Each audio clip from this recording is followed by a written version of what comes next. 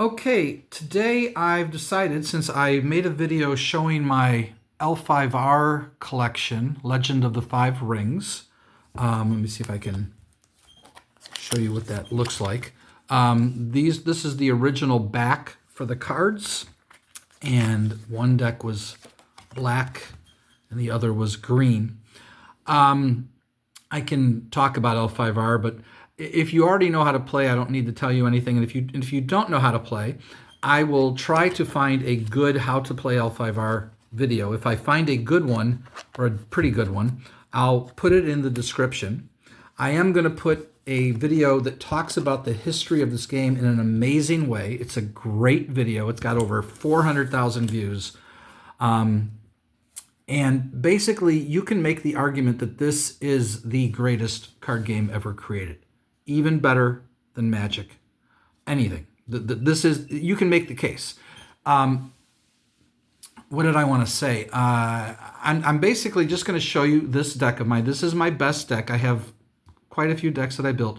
I was mostly a casual player, not a great player. But in our casual play, this deck was lethal. This is my best deck to play. It just bashes the opponent. There are three ways to win in this game. There were three main ways: a military victory, which is bash your opponent; an honor victory. This is based on Japanese mythology, so you gain honor; and a enlightenment victory, where you get all five rings into play, which basically could not be done. Very, very difficult thing to do. Eventually it became easier, but that's another story. But I will try to remember to put the video in the description for both things, for how to play if I find one that's worth it, and the video that talks about the history of this game and why it was such an amazing game. But right now I'm just going to show you the Shadowlands deck of mine, and Shadowlands are evil monsters.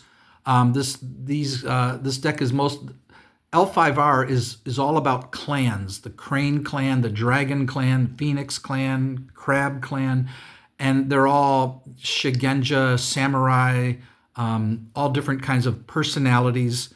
Shadowlands are just evil monsters, so they're evil, and it's a nasty deck.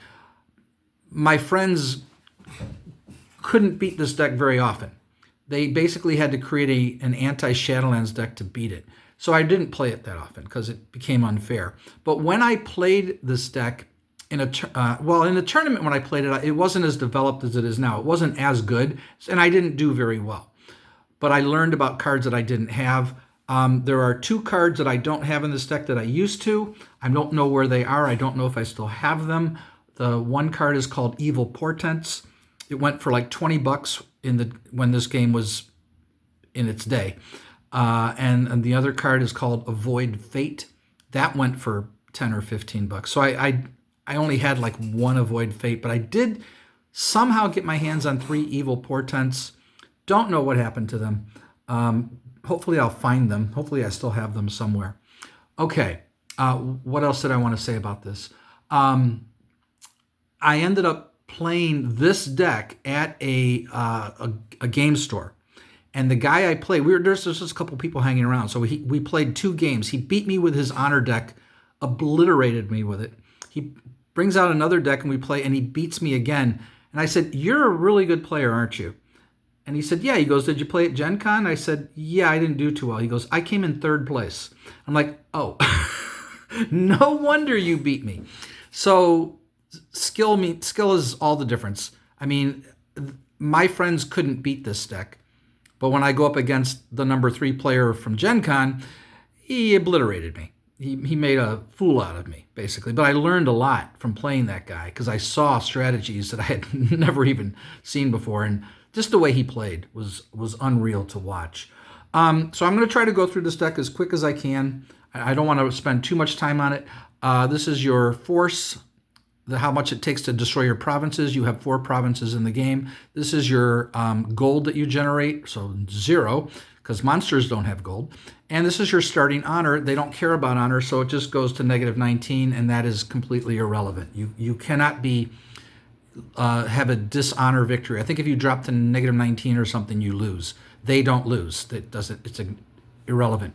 Basically, all this card says is you have certain immunities, certain things you can't do, and you can bow the house to reduce the cost of a Shadowlands card by 4. And by bowing, what they mean is you do this, you tap it. Magic says tap. This is based on Japanese mythology, so it was you bow the card. And that is there are similarities. The similarities with Wyvern is you have 2 different decks. I think this is called Dynasty deck. I think this is called your Fate deck. I'm going on memory here. So these are crazy big monsters. This is a Crab Clan personality, but as you can see, he is undead and he is Shadowlands. And he's experienced, so there was an inexperienced version of him which wasn't undead and wasn't Shadowlands. And apparently there's a story arc in this game, and he gets killed and he turns into this big monster. So this is his gold cost. You need 8 gold to bring him in play. And for 8 gold, you get a 7 force personality. That's insane. That's huge. He only has 1 chi. Chi is involves duels and casting spells. So chi is kind of like your inner power. And you lose honor, but I don't care about losing honor. Can only attach zombie and skeleton followers, but may do so without gold cost. That's big, because I have zombie and skeleton followers in this deck. When he's brought into play, experience other followers attached to him are destroyed. Don't care about all that other stuff. But anyway, this one is one of my more expensive cards in the deck, so it is possible I won't be able to get him into play. We have 3 big, giant ogres. If the ogre dies, my opponent gets 10 gold to use however he wants. So the ogre has a big bag of gold with him, and 10 gold is huge in this game. But he's for 7 gold cost, you get 6 force and 4 chi. So he's hard to kill in a duel as well. But he's just a big dumb ogre. Then we have a troll, just 1 copy. Slidge for 7 gold. You get a 5 force monster with just a little 2 chi. He can't have armor. Oh, okay. Whatever. This card is amazing. That guy that I'm trying to get the glare off the thing. Okay. The guy I played at the store had in the second game we played, had a unicorn personality that could bow for a ranged 5 attack against the Shadowlands personality. And he would just kill this thing if I tried to attack him. He'd just block and kill it. Nuts. But this is 5 force, 5 chi for 7 gold. This is this number here is how much honor you need to bring it in. That's why it's negative. Shadowlands don't care. This is how much honor you gain. This is their personal honor. Shadowland monsters don't have any honor. That's why it says 0. Can bow for a range 5 attack, just like that unicorn clan can. But the problem is when you attack in L5R, the defender goes first. So I couldn't send her in because he'd just block and kill her. So it's crazy. But you can have up to 3 copies in the deck. So there are 3 in this deck. This is a huge, nasty monster. As you can see, it's 0 cost, 6 force, and 3 chi. But there's a big cost for that. Why would it be free? That's insane. When he is brought into play, it destroys the province in which it appeared. You begin the game with 4 provinces. If I get this in play, I'm going to be down to 3 provinces. I could get this into play on turn 1 and take out one of my opponent's provinces on turn 2. I did that. That's unreal. That's insane. That's why my friends didn't like playing against this deck. It was just too hard to beat in a casual game of L5R. This later was how the cards started to look. They had to change. There were issues, legal issues. So now they ended up with this generic border, which I do not like. But this is a card I later added after playing at Gen Con. They said, yeah, you get for 3 gold, so they changed this look too, you get a 3 force, 2 chi. That's a good rate. You should definitely put it in your deck because you can play this on turn 1. Anything that costs 4 or less, I can get into play on turn 1. He has an effect called Battle Fear 3, which I believe bows all followers in a unit whose force is 3 or less. That's a very powerful effect. So I'm running 2 of those in this deck. And again, I haven't played this deck in years. Oni no Ugutu. 4 gold, 4 force. That's unreal. Only Shadowlands will have that kind of a rate where it's 4 for 4. Only a 2 chi. And he has a little ability here. It does come up, but not a big deal. So I have 3 of those. Then we have Moto Sume, I think it's pronounced. Let me bring it down. So for 4 gold, you get a 4 power, 4 chi, 4 force, 4 chi. Any personality with personal honor greater than 1 and assigned to the same army is bowed before the battle action phase. And he will not enter play if your family honor is above 0. You can put these Shadowlands personalities in any deck. It's just that you're going to lose honor. There's restrictions. It's really only played in a Shadowlands deck. So 3 of him. Now this one I didn't put in my deck originally. I didn't think he was all that good, and I don't know why, because he's ridiculous. You only get 2 force and 2 chi for 4 gold, so that's just, And you can't have followers or armor attached to him. You must destroy one of your personalities to put this card into play. So you have to lose one of your personalities. That's a big cost, because these are personalities. These are all personalities. Okay? That's how that works. You have personalities and followers. Followers attached to the personalities. Very D&D-ish, kind of. This Oni gains a 6F bonus at the end of the battle action segment when attacking if there are no defending units. And the key about that is he is cavalry. In L5R, your infantry assigns first in battle, and then the defending units assign, and then the cavalry units assign. And they can go where no one's defending. And if he can get that to happen, if no one can get over there and defend, he's going to turn into an 8 force 2 chi. And I only paid 4 gold for him. So that's why he's in here. He's not unique, because a lot of these cards will say unique, and you can only have 1. But I only have 1 in here. Maybe that's because it's the only one I had. This card is nuts. I love the art, too. Just look at that crazy thing. Oni no Ogan. So again, free. 5 force, 2 chi. You lose 6 honor. So if you want to put this in your non-Shadowlands deck, it's going to cost you. When Oni is brought into play, your stronghold is bowed, if it is unbowed, and may not straighten or produce effects while this Oni is in play. In 3 turns during your end phase, he's destroyed. So he only lasts for 3 turns, but you get 5 force for free. That's why all of those restrictions. This versus, along with my 6 force Oni for 0, if I could get both of these out in turn 1, and I have 11 force. If my opponent has no way to deal with them, he's going to lose quickly. So now these are called regions. They attach to a province. I believe you can only have 1 region attached to any province. You only have 4 provinces, so you don't run too many of them. You don't run too many regions. This is an Imperial region unique, so you can only run 1 in your deck. It always holds 2 dynasty cards instead of 1. Each province has 1 dynasty card. This one will now have 2. Treat this as if there were 2 provinces for the purposes of drawing holding cards, but as only 1 province for purposes of targeting provinces during the attack phase. If this province is destroyed, you lose 10 honor. I could care less about that. So some people would risk playing this card just to get that extra card, because it really powers you out. Then we have Kuni Wastelands.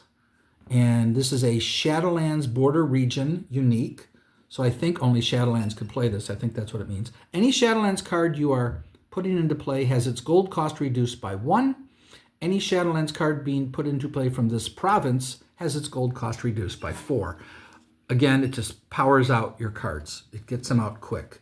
All right, we're going to save that one for last. I don't know why I put it there. It should be at the back. All right, these are events. Events happen in the game. This is like part of the story. The minute you turn this up, it happens immediately. This is a very popular event. Starting with the current player and going clockwise, each player in turn has 1 chance to bow any or all personalities they control and gain 1 honor for each personality that does so. So that could backfire on you, but it usually doesn't. Players lose 3 honor for each personality that remains unbowed, and these personalities are dishonored. So my friend would go, well, I have to bow, otherwise I'm going to lose honor, and that's going to kill me. But if I bow, I'm going to gain some honor, but not enough, and now they're bowed, and you're going to kill me. So he was kind of screwed either way, and he hated when this card would come into play. Then we have Inheritance. Inheritance will produce 5 gold to put a single card into play. Inheritance is then destroyed. Inheritance is destroyed at the end of the turn if unused. So you get 5 gold to use however you want. If you don't use it, it's gone. Excellent event. I'm trying to remember the names. This came out after honor victories were becoming very popular in the game. This was created later. Until the end of the game, players may not achieve an honor victory unless they have destroyed a province in battle or have at least one elemental ring in play. And a lot of honor decks at the time couldn't do those things. So this forced them to change how they built their honor decks. So it was a very popular card when it first came out. And this is the Shadowlands of Shadowlands cards for events. Destroy the province this card came from and any other province in play, which you select. So I get to choose. You lose 5 honor. So if I get my Oni into play, my 6-force Oni, that destroys a province. If this comes up on turn 1, this is going to destroy my province. I've lost 2 provinces out of 4. If I lose all 4, the game's over. But I just destroyed one of their provinces, any one I want. Of course, if I only have 1 province in play and this card is the card that comes up, I lose the game. So that's why it's called Desperate Measures. Are you willing to take the risk? It can win you the game. It can lose you the game. Then we have holdings. These holdings generate gold to play your cards. These are all corrupted because they're Shadowlands, so you lose honor. As you can see here, lose 5 honor. This is the corrupted work. The Iron Mine, I should say, are for Crab. This holding will generate 2 gold, 3 gold if you're a Crab Clan player. But the normal one costs 2 gold to play. And it's perfectly good to play in any deck, but you specifically play it in your Crab Clan deck because it produces 3 gold. You want the extra gold. The Shadowlands cost 0. They eventually got rid of all 0-cost holdings in the game. They made like a reset of the game. So these just come in quick in Shadowlands, which is crazy because you saw how mostly these are inexpensive personalities anyway, which is another reason this just went way too fast for my friends to compete with, and I didn't care about the honor loss. So again, you can only have 3 copies, so 3 corrupted Iron Mines. Here's the Phoenix version, 3 corrupted Silver Mines, and I did see people playing these cards in their Phoenix. I saw a Phoenix player playing this, and he was gaining honor. And I'm like, why would you play this? You're going to lose honor. He says, because I can redirect the honor loss if I need to. I was like, okay, but he was a really good player. I watched him play, and he just obliterated his opponent. So those are the corrupted Silver Mines. You have the corrupt Geisha House. This is approximately how many holdings you would play in your 40-card deck. Both decks are about 40 cards. This one might be only 39 at the time. I don't remember. I might just be might have pulled a card out of it for some reason. I don't remember. Anyway, you've got your corrupted Geisha House, which is for your Scorpion clan. That's a nasty clan of bad people. Very, very interesting clan to play, which I never got too good at. I do have a deck, though, and so I'll probably show it at some point. Then we have the Black Market. This is for your Crane. I forget what the Crane Market holding is called. But in this one, same thing. They're all exactly the same. They all do the same effect. And then we just have 3 more cards. This is a retain. No, is this a retainer? No. This is a holding that costs 2 gold called the Festering Pit of Fuleng, and it's for Shadowlands, and it's unique. You can only have 1 in your deck. Bow at any time to reduce the gold cost of any Shadowlands card by 5 until the end of the turn, and you lose 2 honor. So it, again, powers out your cards that you're paying for.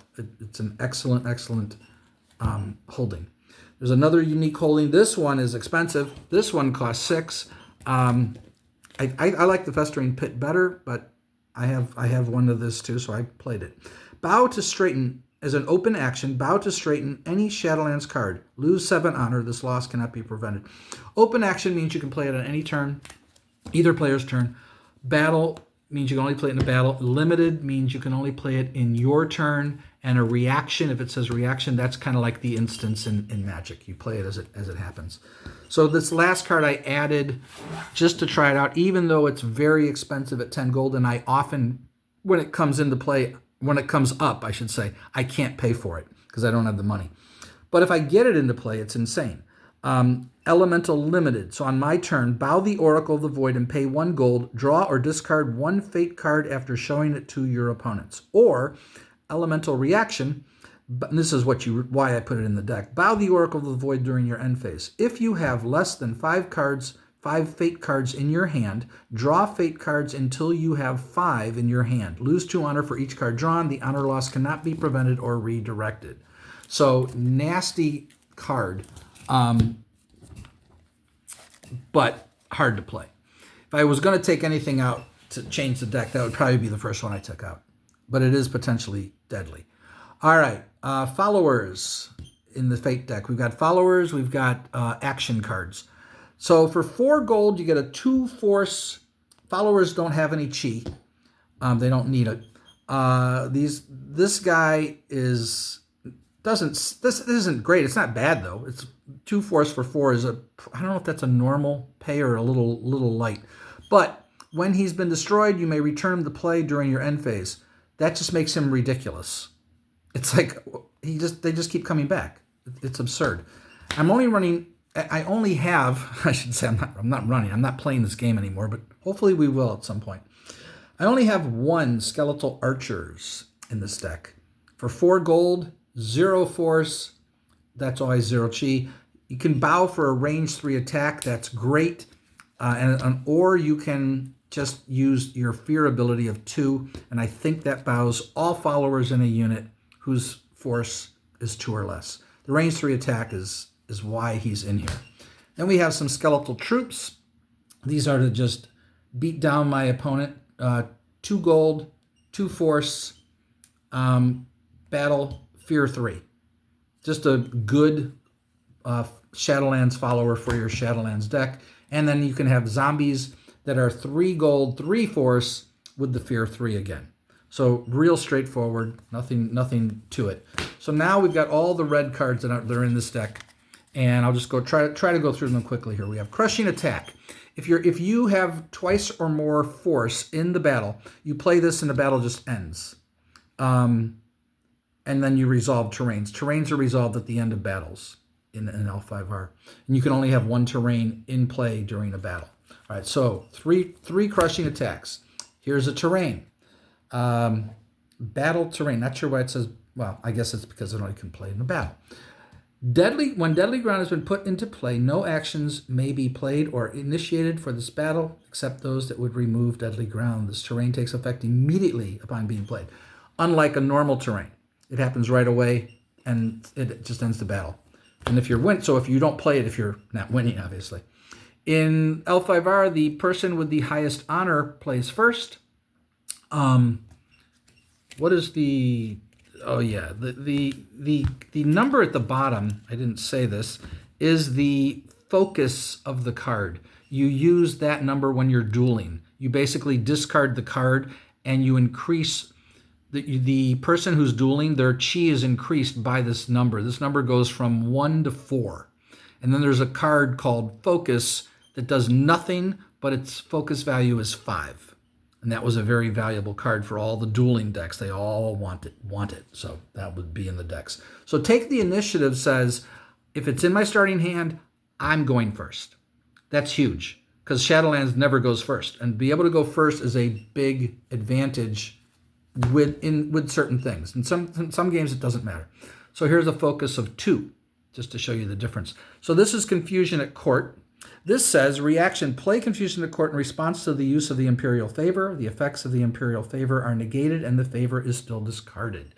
The Imperial Favor is considered the most powerful effect in this game. I have a card that shows you all that it does. This is not something that you play. This is just a marker to show that you have the favor. It's a neat little card, and I have like 3 copies of these. And I won't go over it. I'll let you read it there. But there's an open action, a limited action, a battle action, and a reaction. So it gives you different things. But the 2 main ones that were used in most games, and I could be wrong about that, was 1, you could just discard the favor to draw a card. And then you can bow a personality to get the favor back, but the person with the highest honor is the person who gets the favor. And then, when you use it, you have to bow to get it back. Or you can bow it to send a unit home from battle. And that will crush people trying to achieve military victories like Shadowlands. Shadowlands can only achieve a military victory. So that is what gave my opponents a chance. Without that, I don't think they could have ever won. So 3 Confusions of Court cancels that effect, which was huge. And I didn't have that card when I played at Gen Con. So, I didn't know the game really well when I first played. The next year I played better, but nah. And then we have Dark Lord's Favor. This is kind of like the Imperial Favor. That's why it's called the Dark Lord's Favor. You can dishonor a personality. You can target a player who must discard a card from their hand. You can reduce an opposing card's force to 0. That's big. Or you can reduce 1 honor gain to 0, which is also big if you go up against honor decks. You can stop them from gaining honor 3 times, potentially, because they have 3 copies. Sneak Attack is nasty. If you play Magic the Gathering, Sneak Attack in Magic the Gathering is different, but that's also a great card. This basically says, play this card immediately before the action phase of a battle. The attacker may play the first action. So Take the Initiative allows me to go first. If I play Sneak Attack as I attack and everything's ready to begin the battle, the defender normally goes first. This says, nope, I'm going first. Can be very deadly. If I play Deadly Ground, the battle ends. You can just win outright, not right out. All right, Test of Courage. Very, very cool card. Let me see if I can get this in the picture right. I'm trying to read it on the card here. When one of your personalities has been targeted by an action that would remove them from this battle, play this card to cancel that action. So they're trying to send my unit home. Maybe they're discarding the Imperial Favor. I can cancel it with a Test of Courage. So 3 of those. Superior Tactics is an excellent card. Trying to get the whole thing in there so you can see it. You may only target one of your personalities with a Chi of 3 or higher. So you need somebody with a Chi of 3 or more to even play this card. You may either move this personality's unit to a different one of the defender's provinces, or, and this is the other critical thing, destroy a terrain in play for the battle. Because when your opponent plays a terrain, that could wreck you. And if you can destroy it, that's excellent. I'm running 2 refugees. I keep saying that like I'm still playing. Target one personality in this battle with no followers attached. The target personality is sent home, just like what the Imperial Favor can do. It's sent home from the battle bowed. The personality's controller may spend 1 gold and you get a little 1F follower token, which means I won't be able to use this again if I have another one in my hand. So Refugees is a cool card. Not sure why I only have 2 and not 3. Probably because I just had so many cards that I want to use in this deck, so I had to limit some. I think that was my reasoning here. Here's another terrain, and this was used against me at Gen Con, and I was like, oh, that's a really good terrain. You may move 1 unit you control into this battle from the province they are attacking or defending. You may not play this card if you have no units in the battle. So the guy would attack, I'd set up my defense, he'd go, okay, I'm going to play traversable terrain and move these guys where you're defending over to this province where you're not defending, and he just took out my province. I'm like, well, that's just nasty. So that was cool. Here's a Shadowlands terrain. It gives all your Shadowlands personalities and followers a 1F bonus. Excellent. It buffs it up. It probably is going to help you win the battle. And I don't know if I normally had 3 of Rallying Cry. Rallying Cry means when after a battle, the attacking units go home bowed because they're traveling back to your home. This prevents them from being bowed, Rallying Cry. So now they can still defend. I think this was an excellent card in the basic game. I don't know how good it was in constructed. Maybe it was. I really don't know. I don't know all the results of the game. We followed it loosely when we were playing. So that is my Shadowlands deck.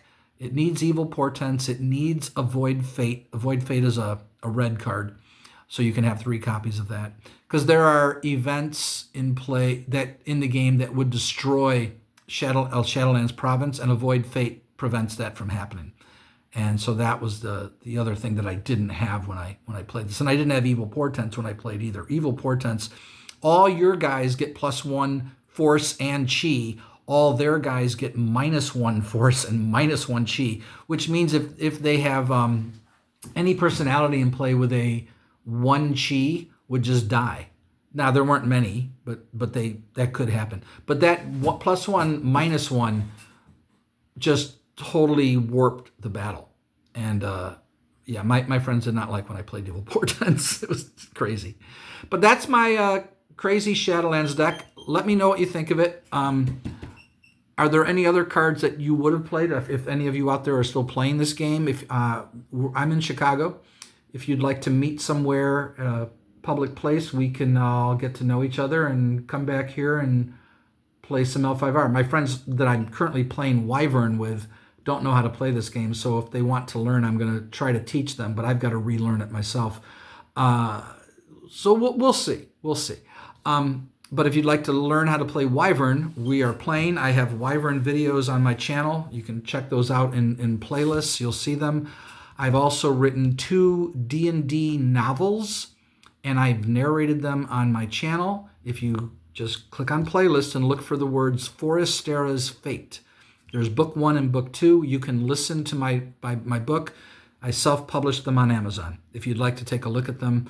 If you love D&D, I'm an old school gamer, but I think new school gamers will enjoy my book just as much as old school gamers will.